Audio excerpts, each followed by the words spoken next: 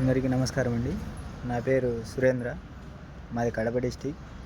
నేను 2025 mega DSC నందు ఎస్ఏపిగా select అవ్వడం జరిగింది. నేను 2021 నుంచి మా గురువుగారు అయినటువంటి కొండలరావు గారి దగ్గర కోచింగ్ నందు జాయిన్ అవ్వడం జరిగింది. అప్పటి నుంచి అంటే దాదాపు 4 సంవత్సరాలు సార్ దగ్గర కోచింగ్లో ఉండడం జరిగింది. సార్ దగ్గర జాయిన్ అయిన కొత్తలో ఒకటే అడిగాను, సార్ నేను జాబ్ సాధించగలనా? సార్ ఒకటే చెప్పారు, ఫస్ట్ సబ్జెక్ట్ విన్న తర్వాత అది నీకు ఎంత మటుకు అర్థమైంది అనేది నీకే అర్థమవుతుంది, తర్వాత నీ డిసిషన్ నువ్వు తీసుకుందువు అని ఒకటే మాట చెప్పాడు. ఒక 4 నెలలు సార్ దగ్గర బ్యాచ్ అయిపోయినంత వరకు ఉండడం జరిగింది. ఫస్ట్ కొద్ది రోజులు ఇబ్బంది పడ్డాను. సార్ చెప్పేటువంటి మెమొరీ టిప్స్ మరియు కోడింగ్ సబ్జెక్ట్ అందరూ చెప్తారు, కానీ గుర్తుపెట్టుకునే విధానం అనేది కొందరే చెప్పగలుగుతారు. ఆ కొందరిలో మా గురువు గారు అయినటువంటి కొండలరావు గారు మొదటివారు.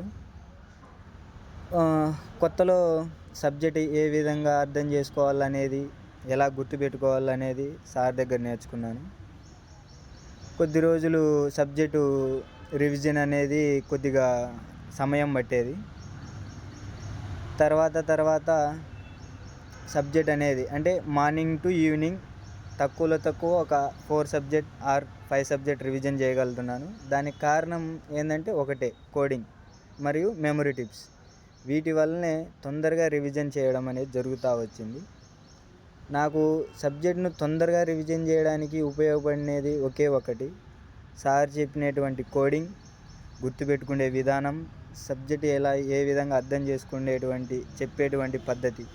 ఈ మూడే నన్ను ఈ విధంగా నిలబెట్టడం జరిగింది. ఈ స్థాయిలో ఉన్నానంటే దానికి కారణం మొదటి వ్యక్తి మా గురువు గారు అయినటువంటి కొండలరావు గారు. ఆయనకి నేను జీవితాంతం రుణపడి ఉంటానని ఖచ్చితంగా చెప్పుకోగలుగుతాను.